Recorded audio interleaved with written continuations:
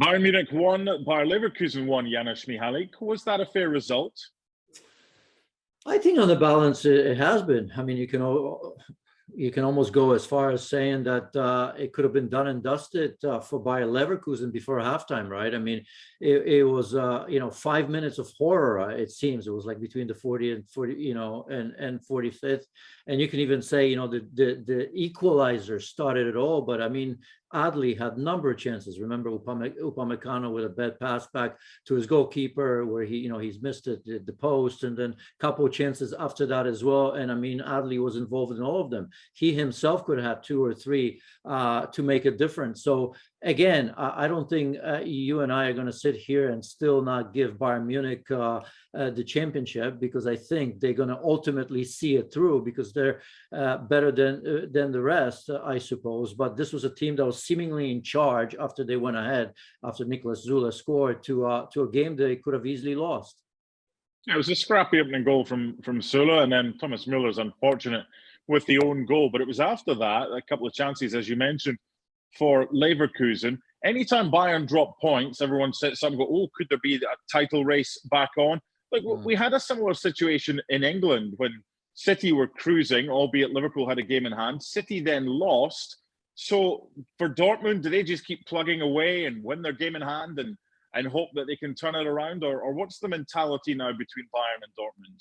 You always do, Mark, because as much as I think that ultimately Bayern Munich will see it through. I mean, usually you and I talk about Bayern being champions around Christmas, right? I mean, I'm not as exaggerating, and if not then, at least in January, because the difference is that big. But I think we've seen this team with all the problems that they've had, just like about everybody else, not firing on all cylinders for a long time. And it may be a little bit of a transitional season. We have to talk about Julian Nagelsmann because we've talked about him very, very often because he's a good manager. He was the youngest one when he came in. He's done a tremendous job so far in his career, but he's not doing a great job just yet. Number of reasons for that, but as you know, at Bayern Munich, I think of Niko Kovac, right? I mean, he wasn't a great fit after coming from Eintracht, and he had a tremendous season there. Of course, Hansi Flick came over.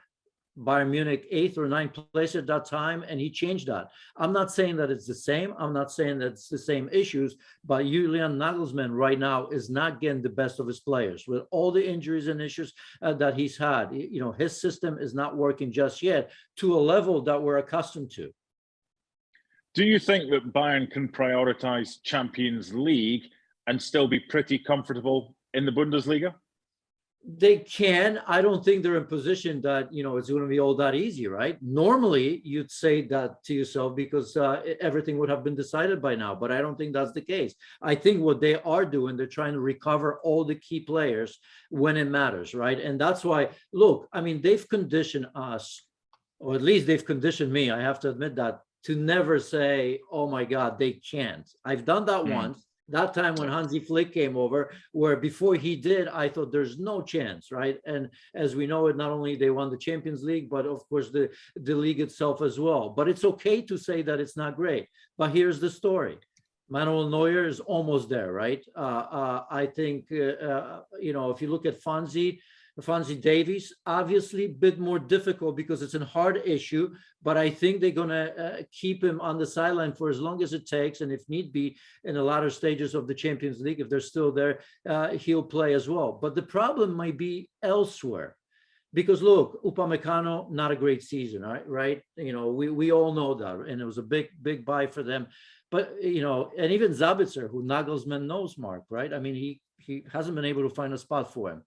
But look, Joshua Kimmich, not there yet, not even close, right? I look at Thomas Muller, not great. I know he started well, but it's not, not what I expect from him. Even Lewandowski, to a certain degree, he's scoring his goals, but it's as far as being at the top of his game when his teammates are, he's not there as well. And we can go about Serge Gnabry and a number of players. They're nowhere near firing on all cylinders. So there's something to worry without really panicking, because I think Bayern Munich has taught me in the past to be careful with that.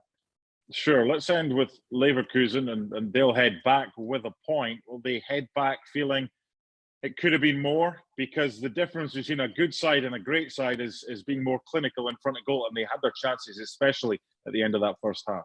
Yes, but I think they'll be relatively happy. Let's not forget. Sure, no, of course, but it's what they might have had, though. It's a point, but it could have been a lot more. Yeah, you always think to yourself that we had a chance because Bayern weren't at their best, right? But they'll remember in October, they lost at home 5-1 to Bayern Munich. They'll know that Patrick Schick, who's been sensational, was not in this game. Bellarabi, another player that wasn't playing. So I think, when you look at that as a whole, for Bayer Leverkusen, top priority is to finish top 4, right? That's very, very important for them. And I think, a point away to Bayern Munich is very important. But yes, I think if I was a player there, if I was, Amin Adli, just quietly in my head, I would have been thinking I could have decided that game and I could have beaten Bayern Munich on my own. Full time in this one, Bayern Munich 1, Bayer Leverkusen 1. Thanks so much for watching ESPN on YouTube. And for more sports highlights and analysis, be sure to download the ESPN app. And for premium content and live streaming, subscribe to ESPN Plus.